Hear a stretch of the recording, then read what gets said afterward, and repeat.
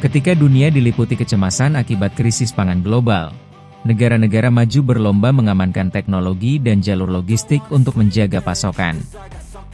Namun di tengah kegelisahan itu, Indonesia muncul dengan pendekatan yang tak terduga. Bukan dengan menambah areal pertanian tradisional. Bukan pula dengan meningkatkan ketergantungan pada impor.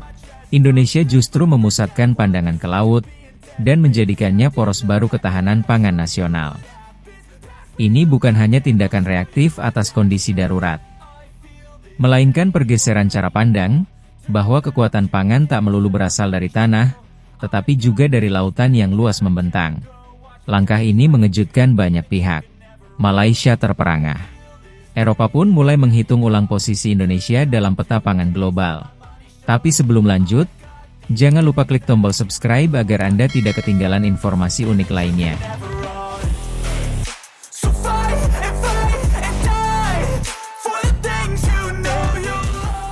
Selama ini, Indonesia dikenal sebagai negara agraris, bergantung pada padi, jagung, kedelai, dan sawit. Padahal jika ditilik lebih dalam, sebagian besar wilayah kita adalah laut. Namun potensi kelautan itu lama terlupakan. Kaya akan sumber daya, dari protein hewani, rumput laut, hingga mikroorganisme pangan seperti spirulina dan mikroalga. Sayangnya, selama bertahun-tahun, potensi itu terbelenggu oleh minimnya infrastruktur, tumpang tindih regulasi, dan cara pandang sempit bahwa pangan hanya bisa dihasilkan dari darat. Titik balik muncul pasca pandemi dan konflik geopolitik di Eropa Timur. Ketika rantai distribusi global terguncang, dan Indonesia menghadapi tantangan serius akibat ketergantungan pada impor bahan pangan.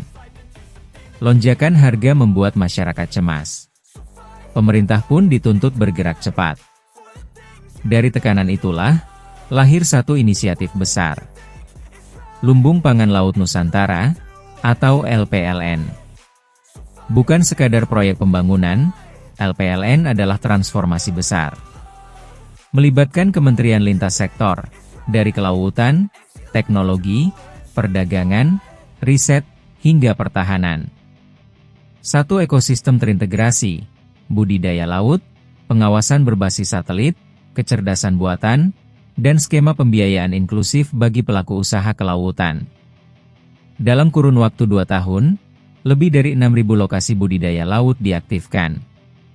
Dari barat hingga timur Nusantara, fokus pada komoditas unggulan seperti tuna sirip kuning, kerapu, lobster, rumput laut tropis, dan mikroalga. Fasilitas pengolahan modern dibangun di kawasan pesisir yang sebelumnya terisolasi. Laut kini tak hanya tempat menangkap ikan, tetapi juga pusat produksi pangan bernilai tambah tinggi. Perubahan itu pun terasa ke mancanegara. Ekspor pangan laut Indonesia melonjak lebih dari 60% hanya dalam 2 tahun. Produk mikroalga Indonesia, kaya protein dan berfungsi sebagai bahan pangan fungsional, kini populer di Jerman dan Prancis. Spirulina Indonesia bahkan mulai menggantikan protein hewani di industri makanan berbasis nabati di Belanda dan Kanada. Indonesia yang dulunya mengimpor kini justru menjadi penyuplai utama di sektor pangan laut berkelanjutan.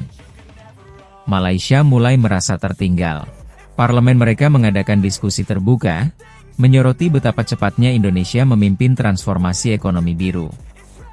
Para analis pun mengingatkan, bila tak segera berbenah, dominasi Indonesia dapat mengguncang pasar regional. Di Eropa, reaksi datang dengan pendekatan berbeda. Negara-negara seperti Norwegia dan Islandia tertarik menjalin kemitraan strategis dalam bidang teknologi kelautan dan energi terbarukan. Bahkan Uni Eropa mengusulkan skema perdagangan baru, memberi insentif bagi produk laut Indonesia yang memenuhi prinsip keberlanjutan dan ramah lingkungan. Ini adalah perubahan lanskap global. Negara-negara yang sebelumnya dominan, kini menaruh harap pada Indonesia, agar pasokan tetap stabil. Sementara itu, di dalam negeri, dampaknya terasa nyata. Lebih dari 4 juta nelayan kini mendapat akses pada teknologi, pelatihan, serta pasar global. Rata-rata pendapatan mereka meningkat 38%. Desa-desa pesisir perlahan menjelma menjadi pusat pertumbuhan ekonomi baru. Di Maluku, Nusa Tenggara, dan Kalimantan Timur, muncul generasi baru, petani laut profesional. Sekolah kelautan penuh peminat. Startup maritim bermunculan, tumbuh dalam ekosistem inovasi yang didukung pemerintah dan BUMN. Namun, capaian ini juga membawa tantangan baru.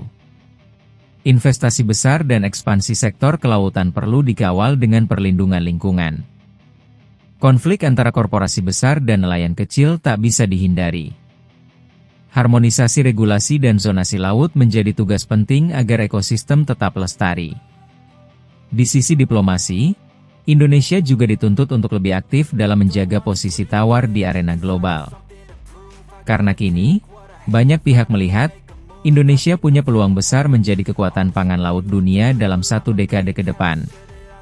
Dengan daratan yang semakin terbatas akibat perubahan iklim, lautan adalah harapan baru.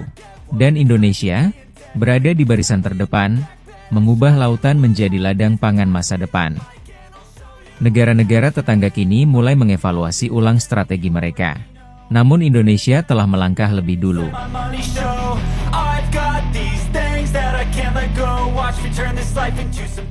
Membangun ekonomi biru yang canggih, inklusif, dan berkelanjutan.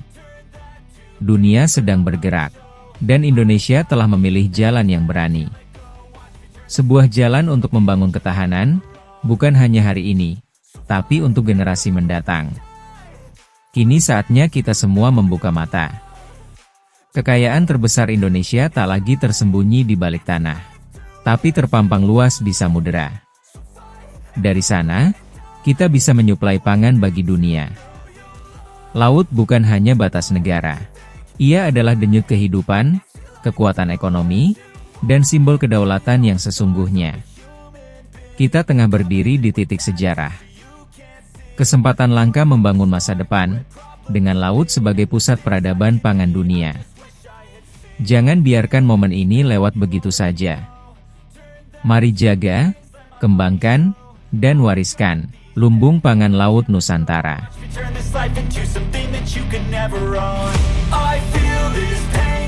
Karena laut bukan sekadar warisan masa lalu.